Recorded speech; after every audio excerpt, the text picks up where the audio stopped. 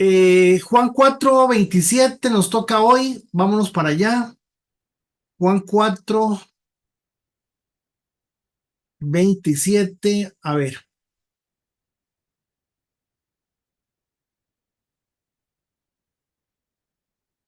y podemos arrancar desde el 25. Me cambio de lugar. Bueno, fíjense que aquí llegamos la semana pasada. Estamos viendo. Recuerden que lo fascinante de esto, lo fascinante de esto es que venimos de la conversación con Nicodemo. Acuérdense de eso. No se pierdan porque por eso es lo importante que podamos nosotros eh, tomar esa riqueza de la palabra. Venimos de la conversación con Nicodemo, ¿verdad? Y en el paso hay un camino que da la vuelta por Samaria, el otro camino se va por uno como que dice, por el mar, y el otro es pum, por el puro centro de Samaria, o cerca de un pueblo samaritano. El más rápido es por Samaria, pero se evitaba ese camino.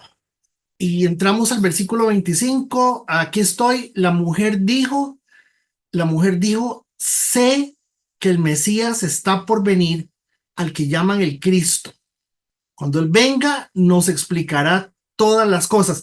Fíjense que ahí quedamos y pues estamos siempre retomando la idea de que era una mujer con ciertas características, que según la ley, inclusive la ley samaritana, estamos hablando de la ley samaritana era posible que fuese considerada una mujer inmoral, eh, y toda una serie de calificativos que podrían ser calificativos bien despectivos. Entonces, solo tengo que poner esto por aquí. Y ahora sí. Ahora, aquí viene una pregunta muy importante.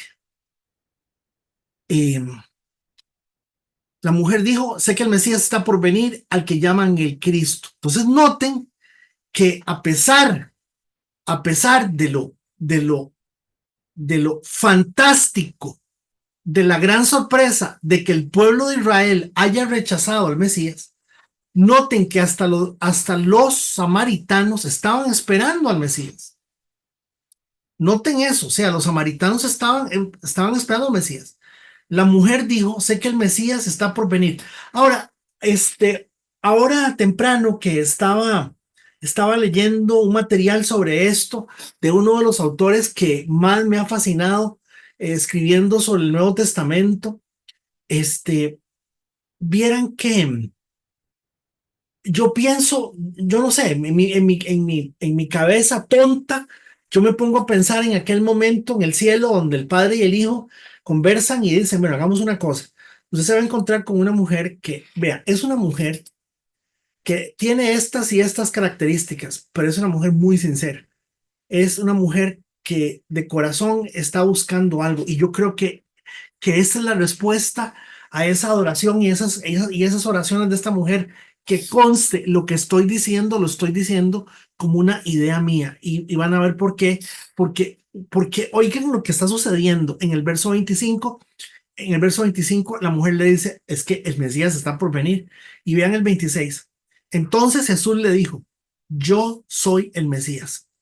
A ver, punto número uno, ¿a quién se le reveló Jesús primero? ¿A los judíos o a los no judíos? A los no judíos. ¿A quién se le revela Jesús primero? ¿A los hombres o a las mujeres? Para decirlo así, bueno, se le reveló una mujer. Eh, tres, ¿a quién se le revela el Señor primero? ¿A una persona religiosa, llena de un montón de cosas, eh, o a una mujer pecadora? A una mujer pecadora. O sea, vean que esta expresión, esta que está aquí, es más, pongámosla en bojo. Pongámosla en bojo. Vean. Esta expresión, yo soy el Mesías, es una expresión supremamente importante, porque ¿Por qué? A ver, alguien que me diga, ¿por qué cree usted que Jesús hace esto? Que Jesús hace esto, si él es judío, si él es Dios, él es el Señor, él conocía quién era esta mujer, él sabía todo lo que había. Estamos en un pueblo samaritano. ¿Qué necesidad había de decirle esto a esta doña si lo pudo haber dicho públicamente en Jerusalén, en Judea, a ver, hermanos, ¿por qué creen ustedes que el Señor hace esto? A ver, alguien que me diga, ¿qué cree usted? ¿Por qué razón el Señor hace esto tan impresionante de revelar quién es Él? Estamos en el capítulo 4 de Juan. Acuérdese eso, capítulo 4 de Juan. Estamos empezando el libro, está empezando el ministerio. Venimos de bodas de Caná y de las bodas de Caná seguimos con Nicodemo. Y de quién, qué hablaron con Nicodemo? De la salvación. ¿Y qué hablaron con, y qué hablaron con esta señora? De la salvación.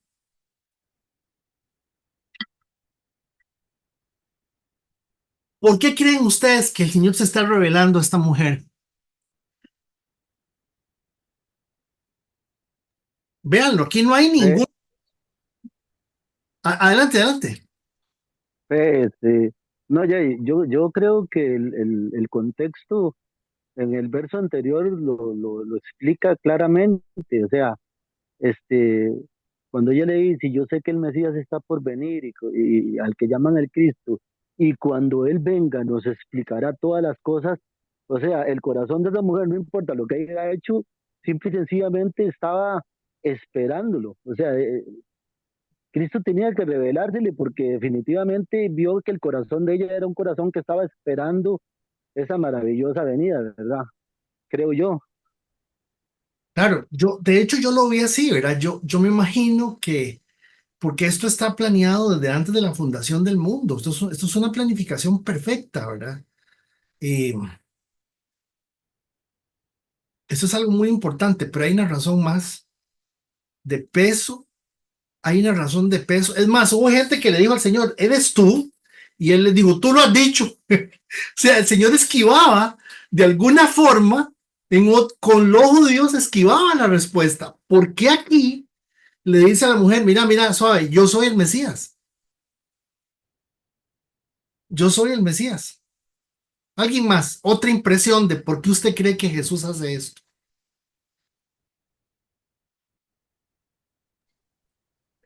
Obviamente es un asunto también de tiempo, ¿verdad? O sea, porque el tiempo había llegado. Recuerden que María le dice, aún no, ¿verdad? Pero aquí hay un asunto de tiempo. Y lo otro, me parece a mí, es Jesús siempre hizo las cosas un poco diferentes, no, tal vez no un poco, bastante diferentes a lo que la gente esperaba. O sea, este, Dios es así, o nosotros somos tan cortos de entendimiento que no podemos entender estas cosas, ¿verdad? Entonces llegó el tiempo, a mi criterio, llegó el tiempo y tenía que hacerlo a una mujer, porque lo lógico es que lo dijera un hombre y más lógico un fariseo, ¿verdad? Okay.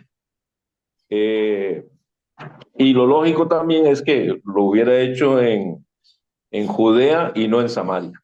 Entonces me parece que hay un poco de eso. Gracias.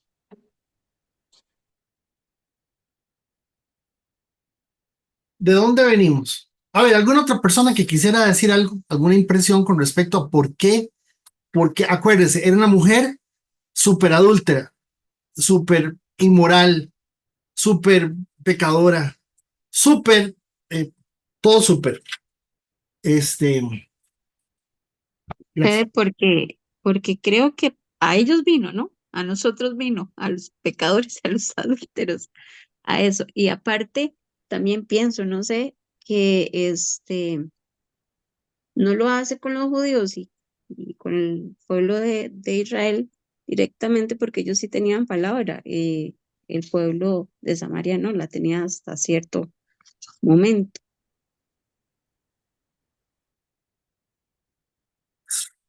Sí, dice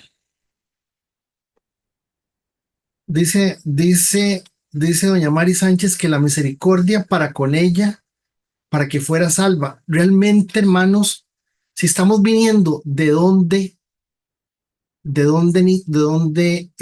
Nicodemo, y estamos hablando de que Nicodemo era un experto en la ley, era un religioso, pero Nicodemo le dice, Señor, maestro, yo sé que las cosas que usted hace las viene haciendo de parte de Dios porque Dios lo está respaldando. O sea, Nicodemo creyó. ¿Por qué razón se lo dice esta mujer? La única razón o la razón más importante es porque Dios no hace acepción de personas nunca. Dios no va a hacer acepción de personas nunca. Dios no va a menospreciar un corazón contrito y humillado. Dios no va a menospreciar una persona sincera. Dios no va a menospreciar una persona que está buscando algo. Eh, los profetas actuales, los profetas que tenemos ahora, que son de Wish, los profetas de Wish que tenemos ahora, estaban diciendo que el arrebatamiento, que el rapto iba a ser hoy o mañana. De hecho, el día era hoy, 17. Y yo por pura maldad puse en Facebook, ¿y qué pasó con el rapto? ¿Dónde era hoy o mañana? ¿Qué fue que nos quedamos? O sea, yo pregunté, ¿verdad? Bueno, me ha sido muy interesante porque me han llamado pastores para decirme qué creo yo de eso. Y lo primero que pienso, hermanos, es que yo también, al igual que esta mujer, pienso que el Mesías está por venir. Véalo, ¿dónde está? Yo pienso igual que ella, que el Señor está por venir y que el Señor se va a revelar a la gente. Y perdónenme porque esto es muy alegórico. Yo estoy siendo muy alegórico al querer, al querer transponer lo que estoy diciendo desde la realidad a lo que está pasando eh, allá en Samaria hace 2000 y pico de años. Pero noten que el Señor no se le revela. O sea, sí lo hace, pero es que Nicodemo le dijo al Señor, yo sé que tú vienes de parte de Dios. Ella no, ella le está diciendo, ¿y usted como quién será? ¿Usted cómo va a hacer? ¿Qué será lo que usted piensa que tiene que hacer? O sea, vean qué interesante la conversación que ella tiene. Y el Señor le dice con toda libertad, yo soy el Mesías. Esta es una afirmación que nos dice un montón. Claro, eso es una afirmación para la posteridad, ¿verdad? Fíjense que esto lo estamos viendo nosotros de aquella conversación, de aquel diálogo gigante que registra Juan, que es un diálogo que no se dio con nadie y que está registrado en la palabra. Hermanos, el Señor no hace acepción de personas, ninguna acepción de personas. El Señor, fíjense ustedes que el Señor no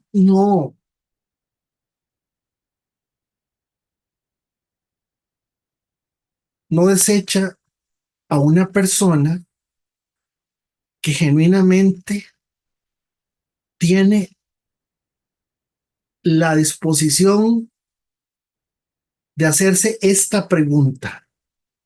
Así como yo tengo mi vida y como yo veo mi vida y como yo vivo mi vida, así será.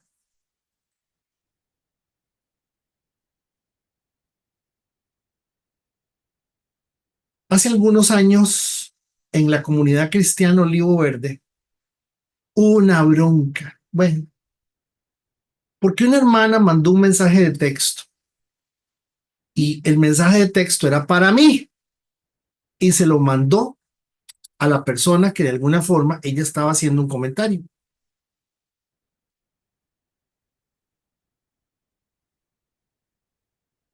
Yo venía, yo no recuerdo el tema, yo no recuerdo el tema,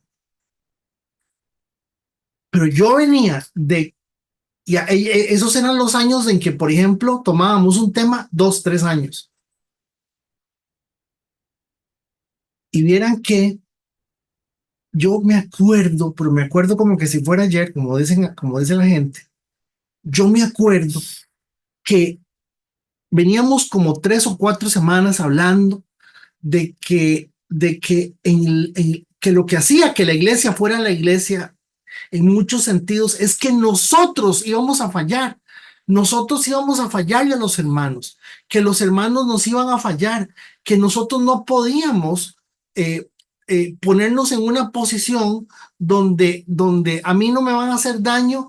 Aquí, ahora sí, mi lugar seguro, mi persona favorita, o sea, déjese de hablar. O sea, uno entre más conoce la gente y más se da cuenta que hay que discernir el cuerpo de Cristo, porque usted sabe lo que es, usted sabe lo que es discernir el cuerpo de Cristo a Martín y a Steven y a Federico.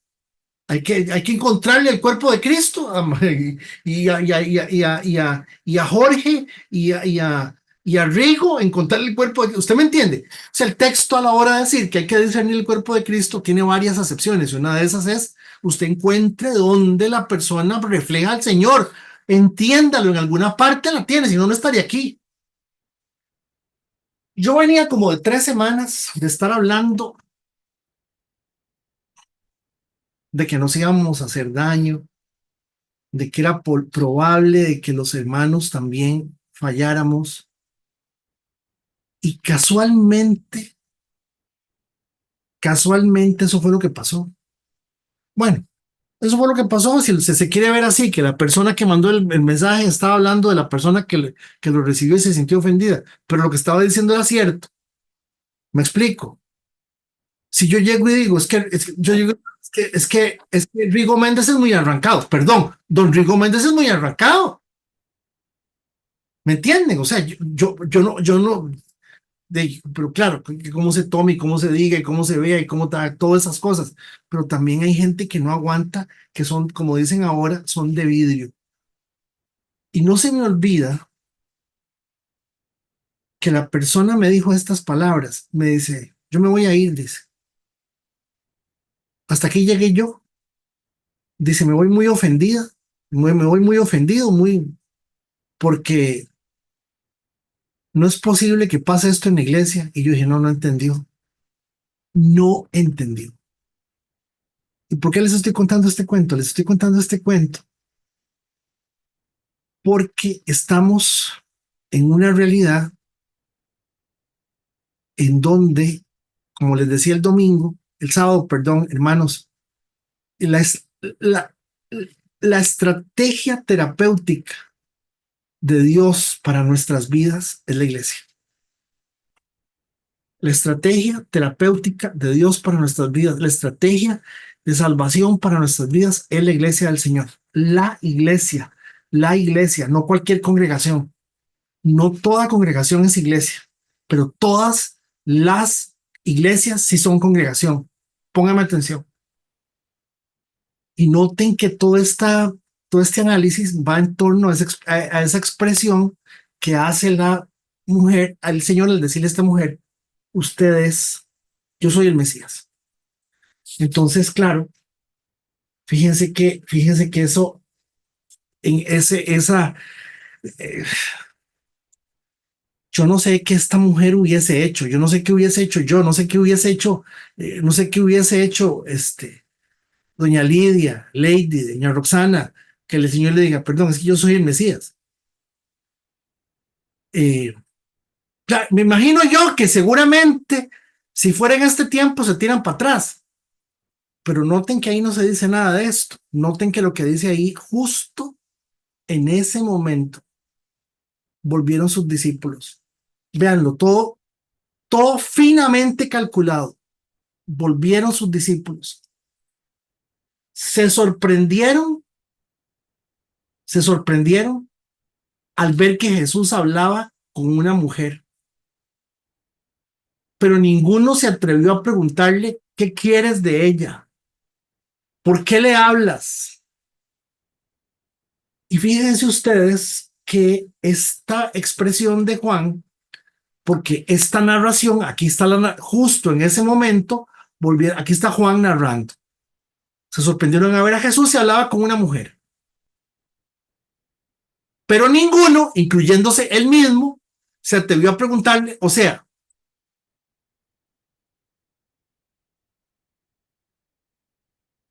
¿qué quieres de ella? ¿De agua? ¿Cuál hubiese sido la respuesta? ¿Agua? ¿Y por qué le hablas? ¿De para que se salve? Noten que la respuesta es muy sencilla, pero dice que ninguno se atrevió a preguntar absolutamente nada. Ahora, ¿por qué eso es tan importante? ¿Por qué es tan importante? Porque es un dato, es un dato. Imagínense ustedes que investigando sobre esto, eh, resulta y sucede que uno del pensamiento rabínico que había para la época era que habían rabinos que tenían mandatos y leyes con relación a esto de la relación con las mujeres, y dice que había un rabino, por ejemplo, muy respetado, que decía: el que habla mucho con mujeres atrae el mal sobre sí mismo, descuida el estudio de la ley, por eso acabará por heredar la muerte. Oigan el pensamiento tan terrible. Resulta que los judíos solamente tenían la idea de que la mujer estaba en un segundo plano, y lo único que la mujer tenía que hacer era servir al hombre. Por eso es que es tan delicado el asunto es tan delicado el asunto el asunto, hermanos, de la ayuda idónea, porque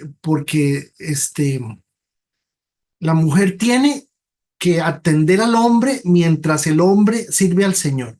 Ese es el pensamiento que se nos ha metido en la cabeza por siglos. Y eso no es lo que la palabra enseña.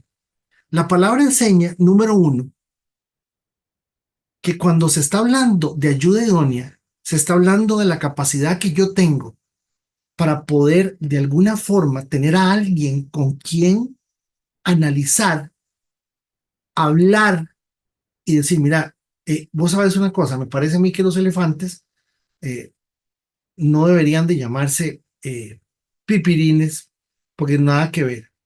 Sí, no, eso no es uno. Puede decir una tontera, por Dios. Lo que quiero decirles, hermanos, es que el término en hebreo para ayuda idónea es un término que tiene que ver con el hecho de la oportunidad que el hombre y la mujer puedan hablar, puedan, puedan tener con quién dialogar, con quién tener una primera línea sobre las cosas.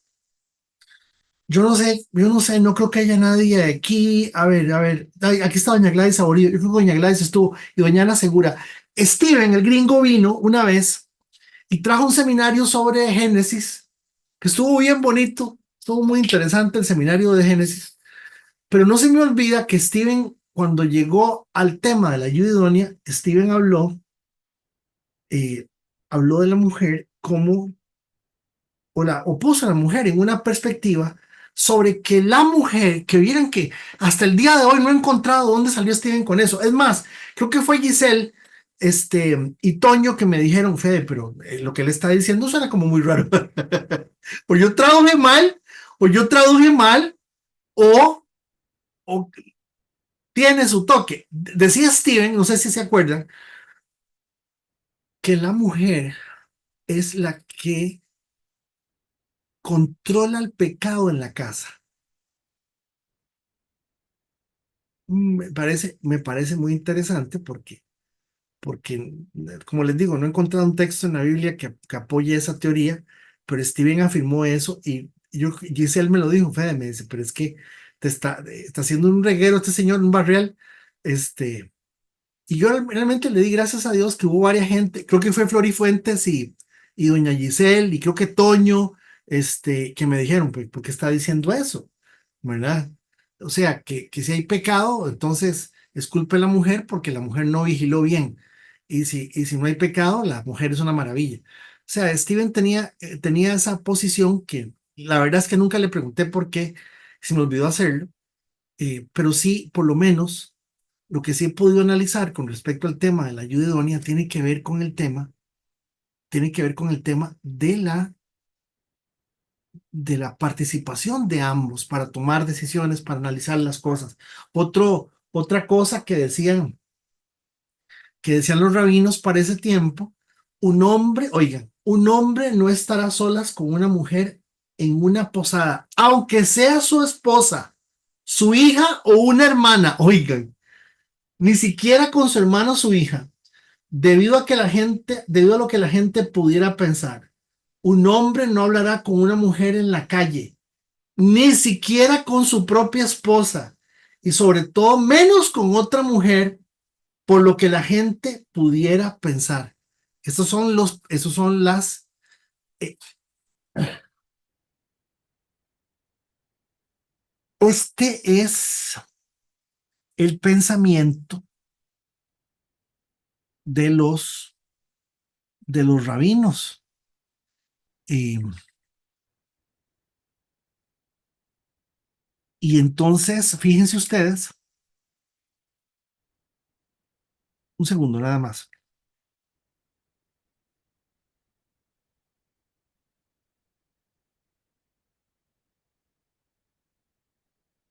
Cuando ustedes oigan que la gente dice, es que es muy importante la Torá, los profetas y la sabiduría. Se refiere a la Torá, los 5 primeros libros, a los profetas y los libros de sabiduría. Pero cuando ustedes oigan el Talmud, se refiere a los escritos, el Talmud, a los escritos de los rabinos. De hecho, de hecho, los rabinos escribieron sobre el cese de los sacrificios en el templo para poder que la gente no se desbandara y no creyeran en el Señor.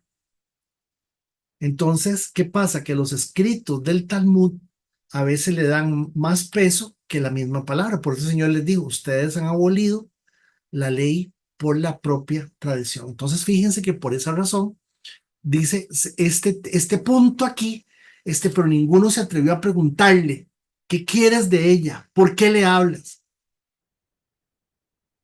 La mujer dejó su cántaro, verso 28. La mujer dejó su cántaro y volvió corriendo a la aldea mientras le decía a todos, vengan a ver el hombre que me dijo todas las cosas que he hecho en mi vida. Noten que, noten que eh,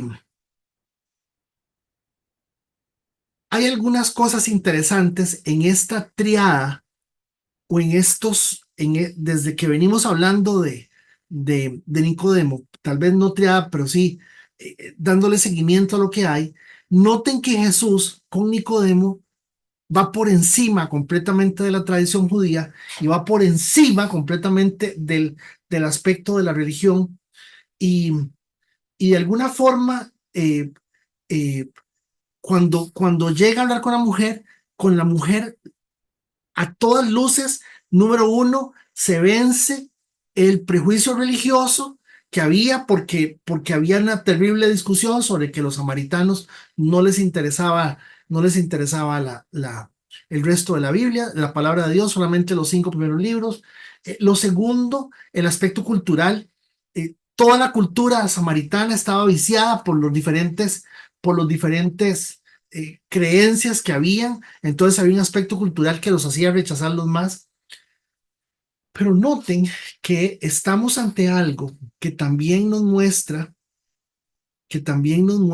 que, por decirlo de una forma muy sencilla, también el Señor está pasando una barrera cultural.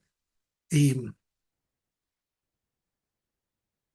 y la parte cultural religiosa, la parte cultural personal, la está trascendiendo al ser ella una mujer que él mismo le está diciendo, usted es una mujer que se ha casado un montón de veces, ya está su sexta relación, el que vive con el que usted vive ahora no es su marido, y eso pues es sumamente importante. Y pues decirlo de alguna forma, yo lo puse así en mis notas para esta noche. Estamos tan sumergidos en creer que nuestra cultura es perfecta que todo nos da vergüenza, hermanos. Nos avergonzamos de todo para no presentarnos débiles, vulnerables y corrientes. Em, Cuando uno ve gente que depende de una profecía de un hombre para decir que Dios le dio para decir que Dios le dio una palabra, eh, y eso es lo que tienen. El Señor me habló y me prometió y ese tipo de cosas. Y uno ve tantas cosas que tristemente, pues hoy se ha caído en tanto oprobio y bochorno que la gente teme ser vinculada con los que causan esas cosas. Y es un problema súper serio. Hoy me llamó mi pastor amigo de Aguasarcas para decirme que qué hacía, que si, que la gente estaba pensando que si él estaba relacionado con el asunto del problema que se hizo en Aguasarcas con el pastor. Le digo, no, tranquilo, nada que ver. O sea, nada que ver. El pastor que le hicieron, que lo detuvieron hoy, que le allanaron la casa y todo el asunto, tenía como 6 u 8 meses de ser pastor, había recogido gente de un montón de iglesias y dice que por lo menos el mensaje del domingo les decía a la gente: si usted es pobre, usted está maldito, usted está maldito, usted está viviendo en maldición porque usted es pobre, usted tiene que aprender a vivir en bendición. Y bueno, y lo más triste es que haya gente que acepte, que valore, que diga esas cosas. Como le dicen a uno la palabra Dios, la palabra bendición, eh, pues es serio el asunto. Entonces es ahí donde, pues de alguna manera,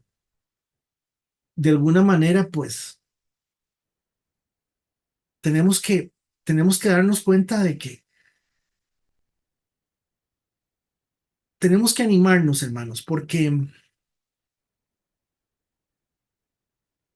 vivimos un tiempo. No le digo que yo hasta en los buses andaba predicando. Me bajaron 2 veces de un bus de Guadalupe y, y muy feo, o sea, y no importa, yo no estoy diciendo que predicar sea malo, pero sí, de alguna forma, el tono que lleva esta conversación a partir del capítulo del versículo 27 es un tono en donde el Señor le está diciendo a la gente: aprenda a valorar lo que verdaderamente es importante en medio de lo que está sucediendo. Los tiempos cambian a partir de ahora, las cosas son diferentes. Y usted tiene que creer, usted tiene que aprender a creer y ser capaz de poder dar y decir algo de usted que de alguna forma vaya más allá de lo que usted simplemente podría decir. Qué bendición, gloria a Dios, qué bendito, qué bueno, bueno, ya está.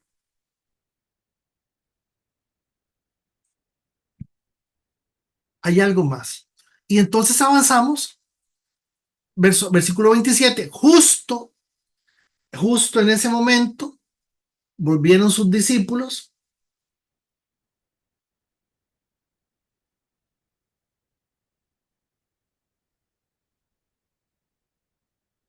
No le preguntaron nada, se quedaron callados. ¿Y por qué? ¿Por qué se quedan callados justo en ese momento? Volvieron sus discípulos, se sorprendieron al ver que Jesús hablaba con mujer, pero ninguno se atrevió a preguntarle. Silencio total. ¿Por qué? Bueno, porque ya había un silencio que es consecuencia de saber que el Señor es y tiene la autoridad para hacer lo que está haciendo. Entonces es bellísimo ver cómo de alguna manera ellos logran romper ese prejuicio de darse cuenta de que no le preguntaron nada. ¿Y qué está haciendo con ella? ¿Qué fue lo que pasó? Nada, no dijeron nada, porque ellos sabían que el Señor ya se había ganado, ya lo habían visto haciendo un milagro en las bodas de Caná, ya sabían. Entonces ellos se quedan completamente callados, no dicen absolutamente nada. Y dice algo muy, muy bonito, y es: la mujer dejó su cántaro junto al pozo y volvió corriendo a la aldea, mientras le decía a todos: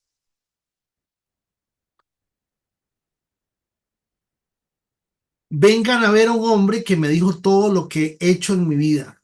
¿No será este el Mesías? Y fíjense que esta expresión que Juan registra, la mujer dejó su cántaro. junto al pozo y volvió corriendo a la aldea mientras les decía a todos, eh, perdónenme, pero aquí hay que meterle el cuerpo a esto. Y cuando yo le digo meterle el cuerpo a esto, hay que hacerlo porque fíjense que no podemos obviar el hecho de que cambia la prioridad. O sea, cambia la prioridad. Si estamos hablando de que era mediodía, las mandan a traer agua, estamos hablando de que esta situación es muy probable que se haya dado por allá, por el mes de enero, por ahí, que es calientón el asunto, ¿verdad? Los judíos dividían las estaciones en 6, según el tema de la cosecha, más adelante ahí hacen referencia a eso. Y, y entonces, el asunto del agua es el asunto de si hubiese sido en el momento de lluvia, pues el asunto del agua no hubiese sido tan importante como en este momento. eh, que ella deje el cántaro, la prioridad cambia.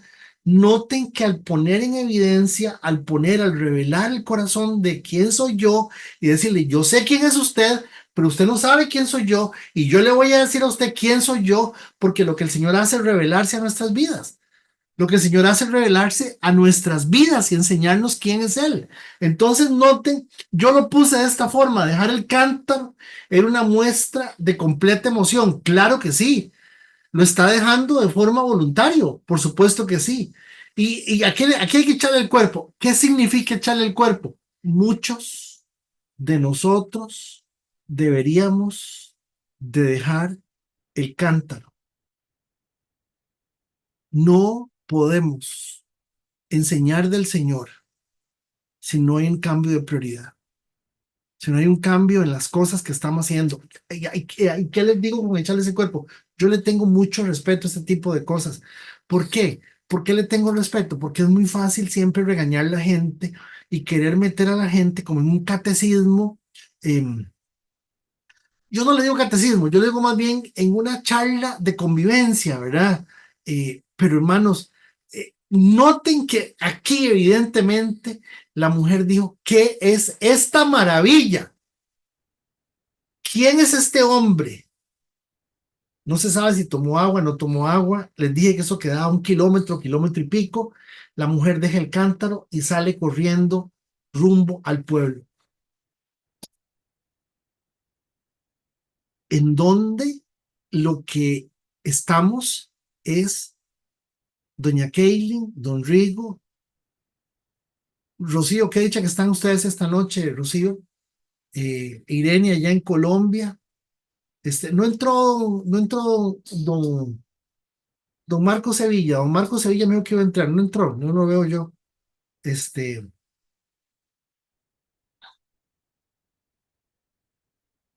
Noten que es el Señor quien está buscando a la mujer. Noten que es el Señor quien está propiciando la situación. Noten que es el Señor quien está llevando la iniciativa de la conversación. Noten que es el Señor quien se revela a la mujer y le dice, yo soy el Mesías. Noten que le dice a la mujer, usted es así, así, así y así.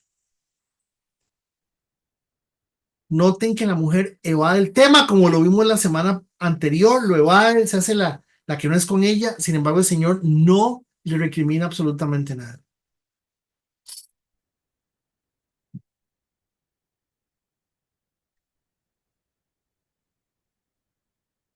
Tenemos que dejar el cántaro como una señal de prioridad, entendiendo de que cuesta un poco, en algún sentido, tener la eficacia que ella logra. Verso 29. Vengan, vengan a ver un hombre que me dijo todo lo que he hecho en mi vida. ¿No será este el Mesías?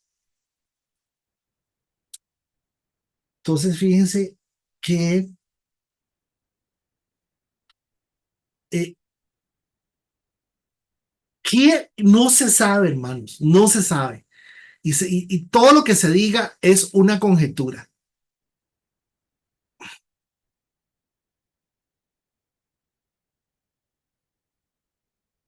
Vengan a ver un hombre. Si Carlos y yo hubiésemos estado en ese pueblo, Cuando esa mujer llega gritando, llorando, vengan, vengan, ahí está un signo de admiración.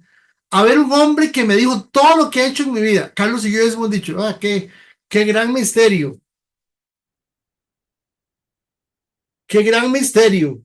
¿Quién no sabe la vida suya? Usted ha sido una aquí, una allá, y una esto y lo otro. Pero noten algo que me pareció fascinante. A ver,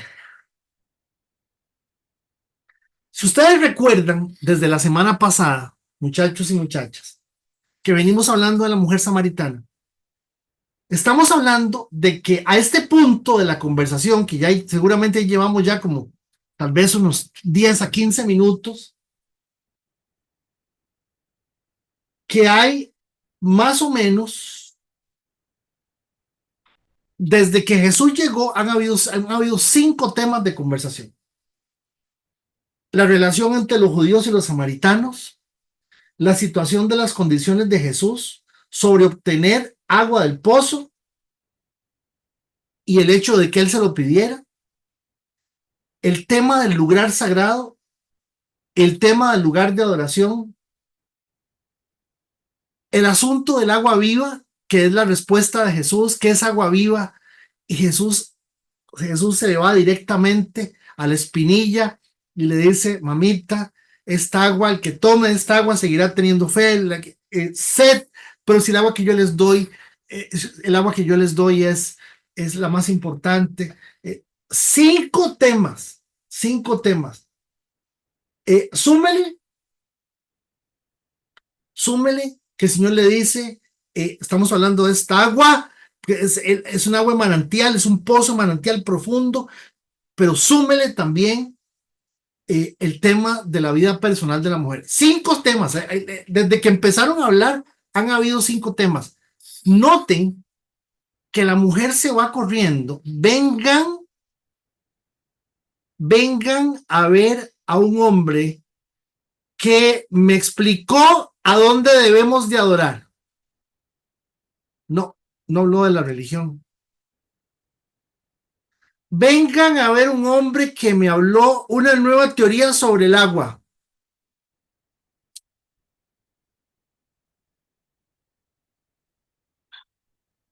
Vengan a ver un hombre. Acuérdense que los samaritanos tenían cierta afición por la magia. Y el Señor aprovechó esa superstición de esta mujer y le dijo, usted sea así, usted se sabe de esta forma. Pero noten qué importante, y yo creo que aquí es la segunda, ya les dije, hay que dejar el cántaro. Número 2, si usted quiere, el asunto es si usted quiere, no. El asunto es que una persona que genuinamente quiere compartir con otra persona la vida de Dios, tiene que estar convencida de 3 cosas. Número 1, la vida de Dios es por mucho, supremamente, la máxima expresión de la inteligencia que se origina en el espíritu humano, siendo el espíritu humano lo máximo que puede tener contacto con Dios. ¿Por qué? Porque Dios es espíritu. Y como Dios es espíritu, en ese sentido, lo máximo que usted puede trascender es a partir de su espíritu. Número 2, las enseñanzas del Señor, las enseñanzas de la palabra de Dios, no tienen absolutamente nada que ver con la religión, no tienen nada que ver con ser evangélico o ser católico. Las enseñanzas del Señor tienen que ver con el hecho de que la gente se sepa enfrentar a su vida y lo más importante, amigos y amigas, se sepa a enfrentar contra sí mismo, porque usted nunca se conoce, usted nunca se va a dejar de conocer, usted no se puede controlar en toda circunstancia, usted no va a tener el control de las circunstancias toda la vida, usted no va a tener la misma capacidad de siempre toda la vida. Dios sabe todo eso y entonces la persona que cuando estamos hablando de que va a hablarle, que va, a ver, vamos a decirlo bien, pandereta. Cuando una persona va a evangelizar a otra, tiene que tener muy claro que lo que queda expuesto o va a quedar expuesto con la otra persona en mi vida, véalo, vengan a ver a un hombre que me dijo todo lo que he hecho en mi vida. Ella no habló ni de la teoría de la adoración, ni de la teoría del agua viva, ni habló de la teología del lugar de la adoración, ni habló de los judíos, ni habló tampoco del trasto que andaba Jesús para sacar o no sacar el agua, simplemente habló de ella. Y una vez lanzando la pregunta, ¿no será el Mesías? Acto seguido, versículo 30. ¿Qué pasa? Acto seguido, versículo 30. Así que la gente salió de la aldea para verlo. Así que la gente salió de la aldea para verlo.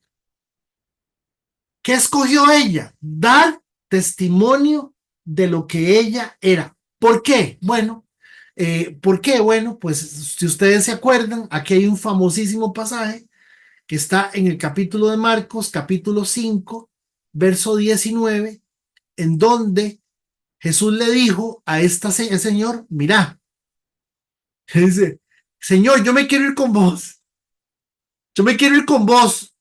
Y él le dice, no, váyase para su casa y a su familia y dígales todo lo que el Señor ha hecho por usted y lo misericordioso que ha sido con usted. ¿De quién estamos hablando? A ver, ¿de quién estamos hablando? ¿Quién se acuerda de esta escena?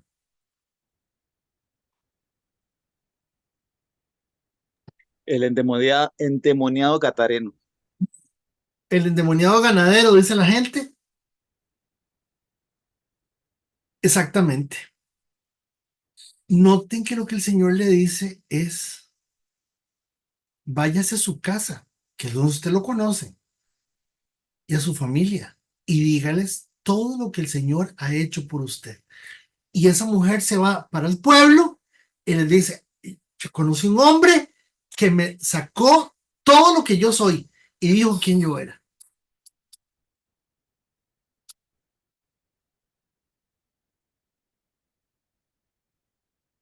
Regresamos a la escena. Son 4 escenas las que estamos trabajando. Son 4 escenas realmente. Regresamos a la escena y aquí viene, ya tenemos, ya tenemos la lección al mundo.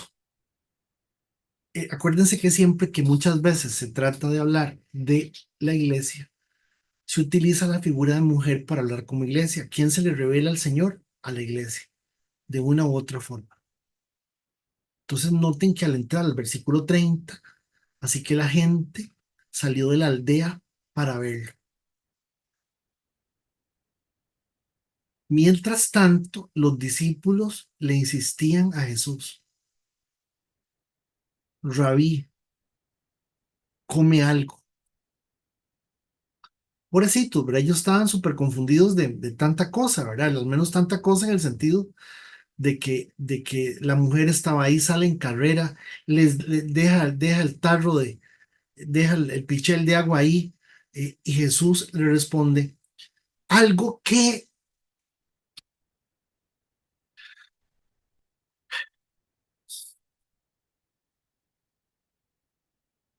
tiene una trascendencia hasta nuestros días, que nosotros no podemos dejar pasar así a la carrera.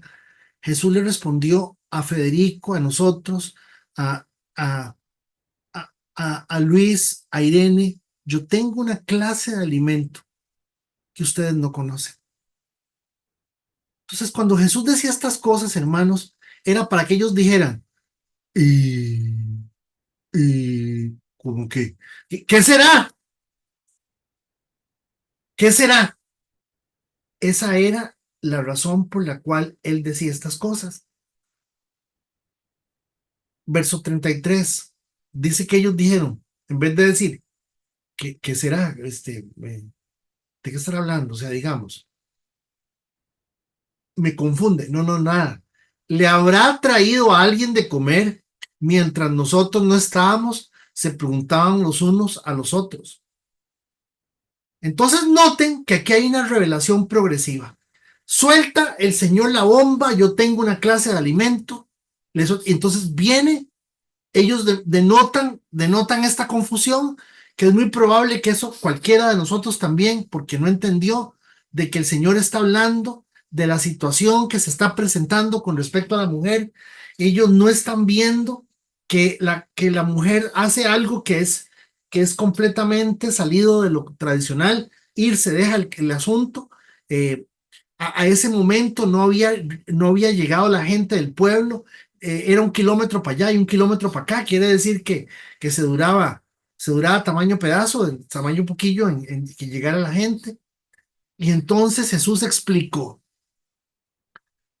mi alimento consiste en hacer la voluntad de Dios. Acuérdense que el Señor es el único ser humano que ha hecho, no ha hecho con su vida, no ha hecho con su vida lo que le ha dado la gana. Es el único. Y el Señor dice, mi alimento consiste en hacer la voluntad de Dios, quien me envió, y terminar su obra. Entonces vean el mensaje para nosotros. El mensaje para nosotros tiene 3 puntos. Mi alimento, yo tengo que aprender que la voluntad de Dios alimenta mi corazón, y al decir alimento me está diciendo, cuando yo logro ubicarme en esa voluntad de Dios en mi vida, mi alma se sacia. Eso es lo que el Señor está diciendo, por eso dice alimento. Cuando yo logro por lo menos empezar a entender que estoy caminando sobre la voluntad de Dios, mi alma se sacia. Consiste en hacer la voluntad de Dios, quien me envió, tengo clara mi misión y terminar lo que me mandaron a hacer. Entonces, fíjense,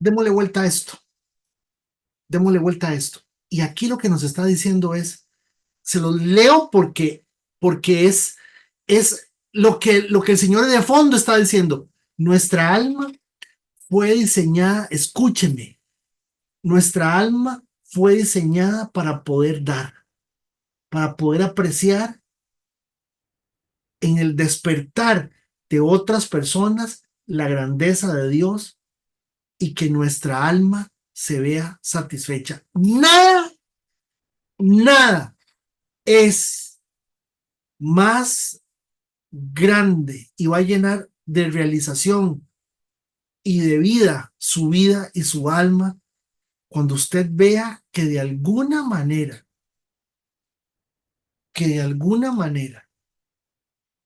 su vida y su corazón están siendo de bien para otra persona. Y ojalá que ese bien se resuma, se diga, se pueda plantear como inclusive la salvación de esa persona. Yo creo que fue Minor, el esposo de Kay, hace como 4 semanas o 5 semanas, me dijo algo muy lindo. Minor me dijo en la iglesia, me dice, Fede, estoy tan agradecido con Dios que nos haya traído aquí. O sea, hermanos, eso es algo que tiene que ser Dios, no porque lo dijera, es porque estamos hablando de gente joven, ¿entiende? Estamos hablando de personas jóvenes.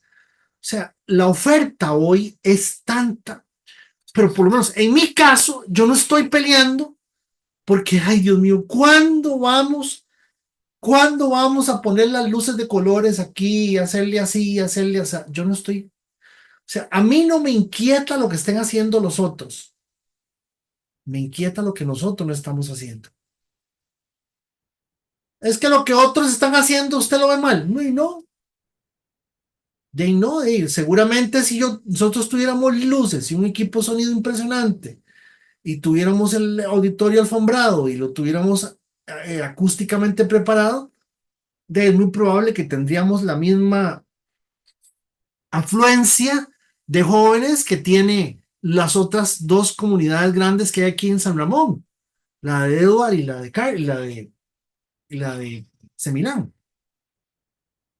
Pero es que yo no estoy en función de lo que estén haciendo otros, a mí no me interesa. O sea, no me interesa jamás.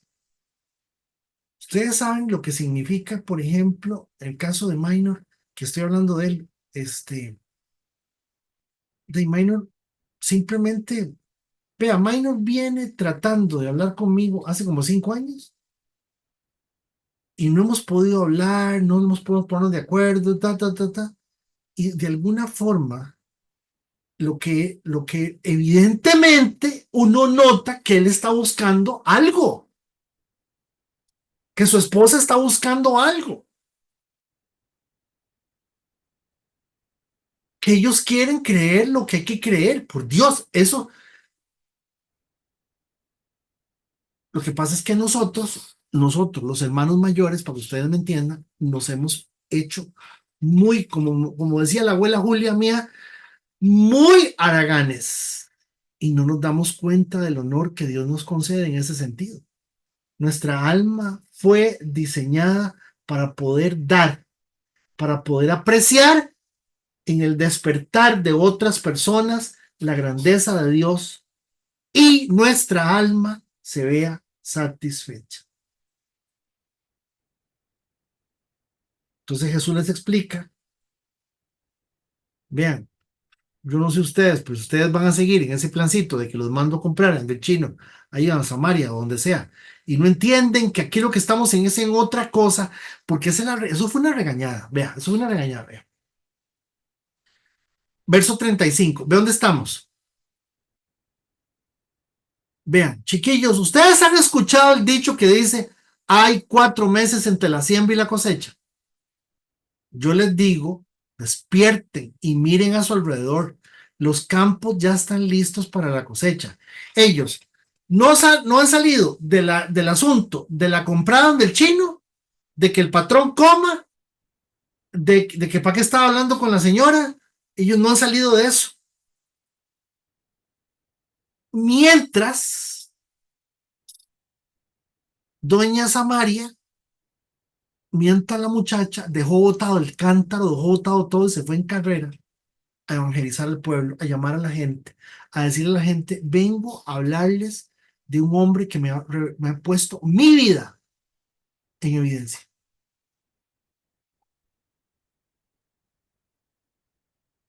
Entonces viene el Señor, sigue con la revelación progresiva de una forma muy, muy, muy sencilla y les dice, vean,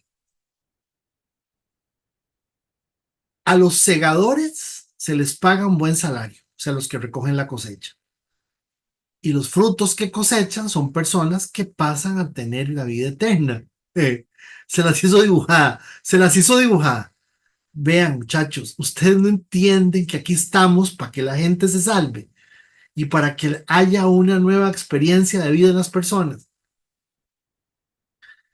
¿Qué alegría le espera tanto al que siembra como al que cosecha? ¿Ustedes de cuáles son?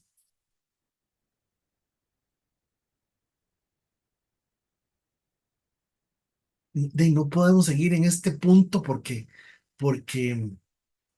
eh, voy a poner un ejemplo muy grosero y muy tonto, pero Nela me va a entender. Y Nela está tan preocupada por sus hortalizas y por sus lechugas, y Federico está demasiado ocupado porque se está desarmando el asunto ahí se está desarmando el asunto con el desbarrumbo del lote y Rigo está muy preocupado porque, entiéndanme, hermanos, la pregunta es, ¿ustedes de cuáles son? Ustedes no han entendido que Estamos en otro tiempo, en otro momento. Ustedes no están viendo que, verso 37, ve el 37. Ya saben el dicho, uno siembra y otro cosecha, y es cierto. Yo los envié a ustedes a cosechar donde no sembraron, otros ya habían hecho el trabajo y ahora a ustedes les toca levantar la cosecha. Imagínense que, por ejemplo, Moisés, los escritos de Moisés no tienen el valor que tenían, no, el mismo valor me refiero. Para nosotros el valor de lo que Moisés escribió, en el momento para ellos no lo tenía. Moisés andaba con un cuaderno, o sea, no es un cuaderno, quién sabe con qué andaba, con piel de alguna cosa, escribiendo. ¿Cómo escribía? Seguramente en un hebreo, en un arameo rarísimo, un tipo de mezcla de lengua extraña, porque finalmente termina escrito en un hebreo muy antiguo. Quiere decir que lo que Moisés sembró, les está diciendo a ellos, a ustedes, les está tocando recogerlo. Por eso aquí, por eso aquí la expresión, esta es Mario Alberto, Giselita, Doña Lorena, Dinia, despierten y miren a su alrededor. Los campos ya están listos para la cosecha. Entonces, que el mensaje de fondo, ellos preocupados por, no, o sea, no es tampoco menospreciando lo que ellos están haciendo porque él mismo los manda a comprar comida. No es menospreciar eso, pero que ellos no logren ver lo que está sucediendo en Samaria, donde era para ellos territorio de zaguates, para que ustedes me entiendan, literal, eran perros, los veían como perros, territorio de zaguates.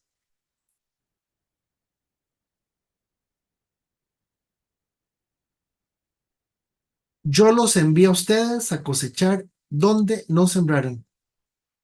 Otros ya habían hecho el trabajo y ahora a ustedes les toca levantar la cosecha.